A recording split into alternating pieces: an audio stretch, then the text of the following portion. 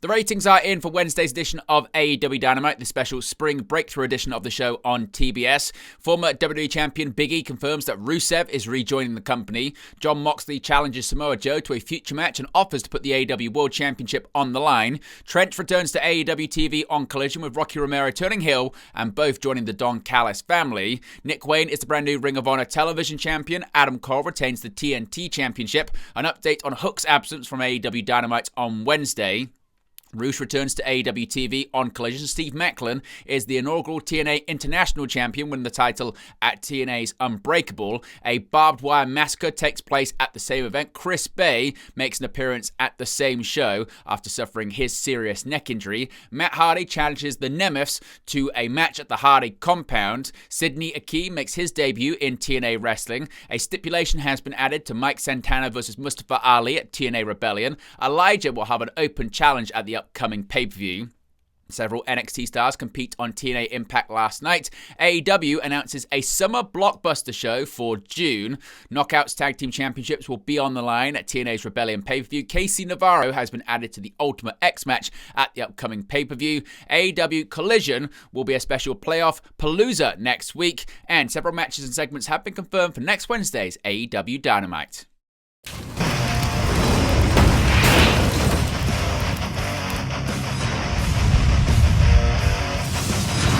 Hey guys, welcome back to Wrestling News 365. Hope everyone is doing very well. As always, there are plenty of news stories to get into in the world of professional wrestling. As you can see right there, we are over 21,000 subscribers on the road to 25k. If you haven't already, be sure to subscribe. You can scan the QR code on the screen right there and join the WN365 roster. It's WrestleMania weekend. We're going to have a live watch-along tonight for Friday Night SmackDown, tomorrow for NXT Stand and Deliver, WrestleMania Saturday, WrestleMania Sunday, and of course the Raw after WrestleMania. Click that notification bell and you'll be notified when we go live all through WrestleMania weekend.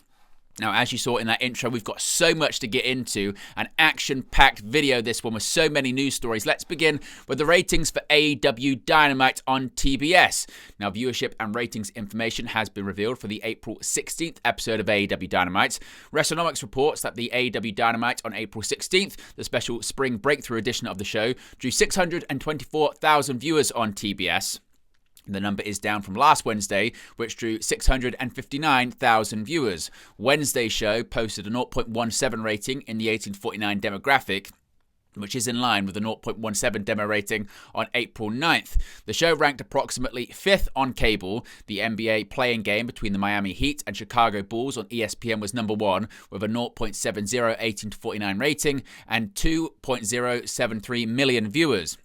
The show, of course, was simulcast on Max. Viewership numbers for Max are currently not reported. Now, in terms of the quarter-hour ratings, these come courtesy of WrestleNomics. Shout out to them and be sure to subscribe to their Patreon service. As you can see right there, kind of going against the recent trend that we've seen over the last 90 days. Not the strongest leading for the special spring breakthrough edition of the show. The show did rise after the third quarter hour and then started to drift once more as we got into the final quarter hour and, of course, the overrun. Now, Rusev on his way back to WWE, and now seemingly it has been confirmed by former WWE champion Big E. He has confirmed that Rusev, known as Miro in AEW, will be making a return to WWE. In early February, news emerged that Miro had been released from his AEW contract after over a year of inactivity. At the beginning of April, it was reported that he had been at WWE headquarters signing a deal to return to WWE and was working on plans for his comeback. Big E has now stated that Rusev himself has confirmed the news to him. During a WWE/Fanatics live stream, Big E and Tyler Breeze were opening WWE trading cards when they opened a pack that contained a Rusev 2017 card. Upon seeing the card, Big E said, quote, "I reached out to him and he confirmed the news is indeed true. I don't know when he'll be back. A blast from the past, and actually it's very topical because he has just announced that he's returning to the squared circle here in World Wrestling Entertainment." Now, no exact details have emerged on how or when Rusev will return to WWE television. Obviously, we'll keep you updated if we hear anything new. Now, last night it was a special AEW Collision Spring Breakthrough show, a special live Thursday episode of AEW Collision on TNT, and Jon Moxley has challenged Samoa Joe. The April 16th edition of AEW Dynamite featured a shock title change as Samoa Joe, Katsuyori Shibata, and Powerhouse Hobbs defeated the Death Riders, Jon Moxley, Claudio Castagnoli, and Wheeler Yuta, to win the AEW World Trios Championships. Following their loss, Moxley and the faction kicked off the April 17th edition of AEW Collision. After beating down a few crew members and breaking a couple of cameras, Moxley took to the mic and complained about the loss before specifically focusing on Samoa Joe. Moxley proceeded to challenge Samoa Joe to a future match, noting that he would be willing to put the AEW World Championship on the line. Of course, if we get any more details as to when this match could happen, we'll let you know in a future video. Now, we also saw the return of Trent last night to AEW television. Trent Beretta made his return during AEW Collision Spring Breakthrough to reform Roppongi Vice after Rocky Romero turned on Tomohiro Ishii. Representing the conglomeration, Ishii and Romero were facing the Don Callis family's Konosuke Takeshita and new member Josh Alexander, the latter of which made his debut during AEW Dynamite on Wednesday night in a losing effort against Hangman Page as the wildcard entrant into the Owen Hart Cup, turning heel after his loss at the behest of Callis and Fletcher. Alexander and Takeshita fought like a well-oiled unit, considering it was the first time they were teaming together, while Descent would be the ultimate downfall between Romero and Ishii during the closing stretches of the bout. Ishii sought to deliver a lariat to Alexander in the ring, with him ducking and Ishii inadvertently hitting Romero instead. Alexander then rolled up Ishii for a 2 count, launching into a striking exchange which ended with an Ishii headbutt to send both men to the ground. Ishii then tried to tag Romero in, but his partner jumped down and allowed Takeshita to deliver a German suplex followed by another from Alexander. They then hit a double-team ripcord elbow for Alexander to follow up with a powerbomb and the winning pinfall. After the bout, Ishii pushed Romero as he appeared to be apologizing, but then Beretta made a surprise return from behind and reformed Roppongi Vice, ganged up on Ishii. Callis, Takeshita, and Alexander returned to the ring, with Beretta extending his hand out and receiving a monkey wrench from Callis, which he then used to strike Ishii to the back of the neck and reaffirm his place in the wider Don Callis family. Now, Nick Wayne is the brand new Ring of Honor World Television Champion. They say anything can happen in wrestling, and Nick Wayne proved that adage right when he walked out of his Ring of Honor Television Championship match against Commander with the gold around his waist. After an intense high-flying battle on Thursday's episode of AEW Collision Spring Breakthrough, Wayne defied the odds, silenced the detractors, and became the youngest singles champion in both Ring of Honor and AEW history. Wayne started the match with his typical disrespect as he spit in the face of the champion, who responded to Wayne with a dropkick and a flurry of strikes to the challenger's legs and midsection. Commander took flight early in the match, using the ropes to perform a springboard Hurricane Rana, much to the delight of the crowd. Commander continued to extend his offensive advantage and sent the young wrestler into the canvas and to the outside with his collection of high-flying strikes. Wayne only managed to pump the brakes on the champion by dragging Commander's neck down, allowing the ropes to give the luchador whiplash. When Commander attempted to go back on the offensive with another springboard move, Wayne pushed him to the outside to stay in control of the contest. Commander quickly regained his composure, but things unraveled for the champion as Wayne put his feet up just in time to counter Commander's attempt. A revived Wayne then rocked Commander with a super kick before landing a pump handle suplex for the title. Thursday's match marked the end of Commander's 118-day reign with the Ring of Honor Television Championship. Commander originally won the title after coming out on top of a 6-way elimination match at Final Battle. Obviously, he has defended the title mostly on Ring of Honor programming, besting Johnny TV, QT Marshall, and others. Adam Cole kept his title last night on Collision. It's been less than 2 weeks since Adam Cole claimed his first AEW singles title with his victory over Daniel Garcia for the TNT Championship at AEW Dynasty, and already Cole is showing the AEW roster why he holds the gold. On Thursday's special episode of AEW Collision Spring Breakthrough, Cole defended his title for the first time against the Death Riders' Claudio Castagnoli, and after an intense contest, Cole walked out of the building still the TNT champion. Castagnoli answered Cole's open challenge for the TNT Championship and immediately overwhelmed the new champion with his signature powerhouse offense. The Death Riders member continued to bring the fight to the champion, and while their fight spilled to the outside, Castagnoli walked around the audience as Cole laid out on the cold, hard ground. Cole did not find momentum in the match until the second half when he rocked Castagnoli with a super kick before following it up with a neck breaker. Despite a brief revival of offense from Castagnoli, Cole managed to find his footing again when he plucked Castagnoli out of midair with a super kick.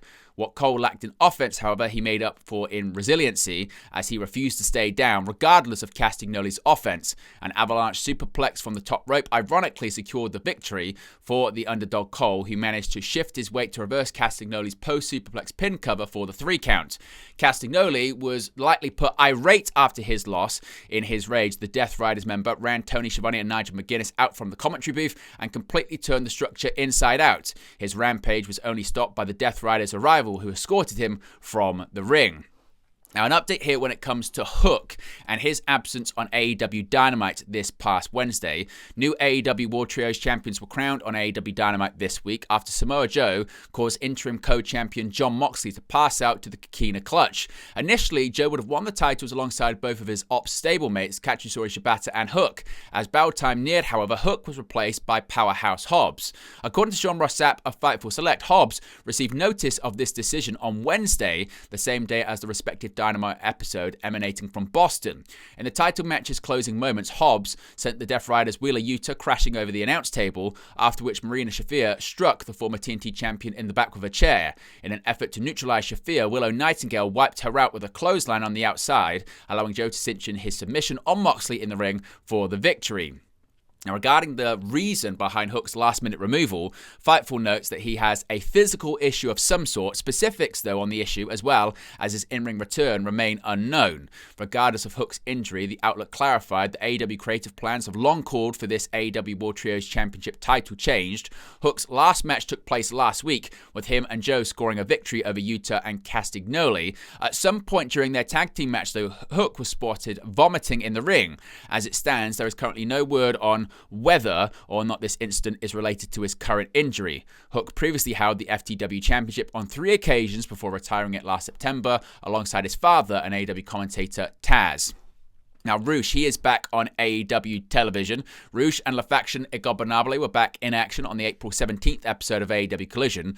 Roosh Dralistico and the Beast Mortos made short work of KM, Rosario Grillo, and LSG. This was Roosh's first match since the February 8th episode of AEW Collision.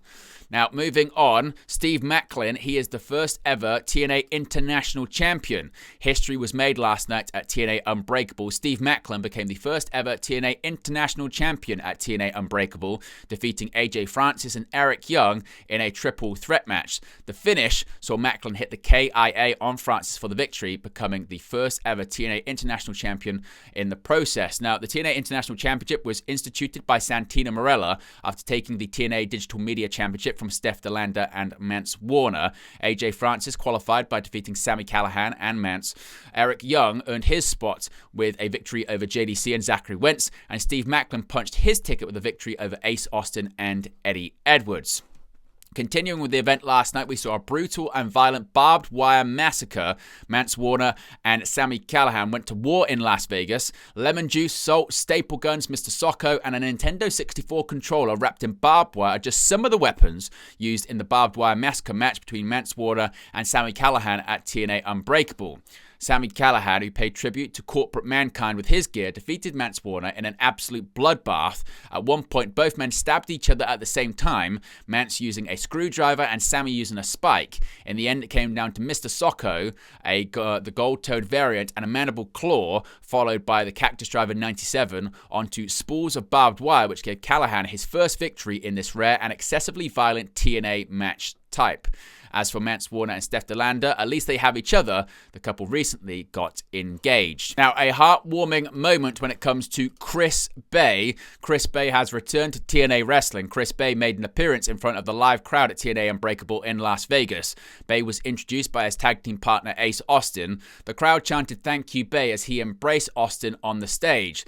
Bay said it felt good to be back in TNA. He said, quote, 172 days ago, I had an accident in the ring that changed the course of my life forever. In the ring, I broke my neck and paralyzed myself.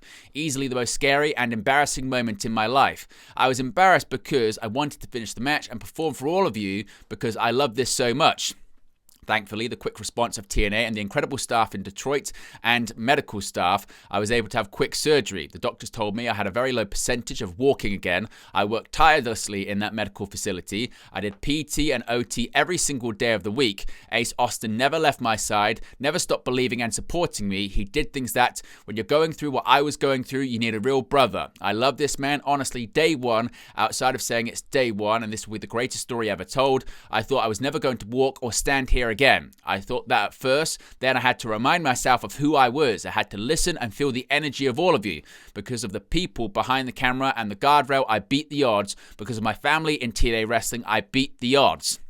Because of each and every one of you and everyone watching at home, I beat the odds. I'm standing right here. Look at me now. We were able to do it because we believed. We believed. You almost broke my spirit and my hopes and dreams. You definitely broke my neck. But I had to look in the mirror and remind myself that I, Chris Bay, am unbreakable. We are unbreakable. TNA is unbreakable.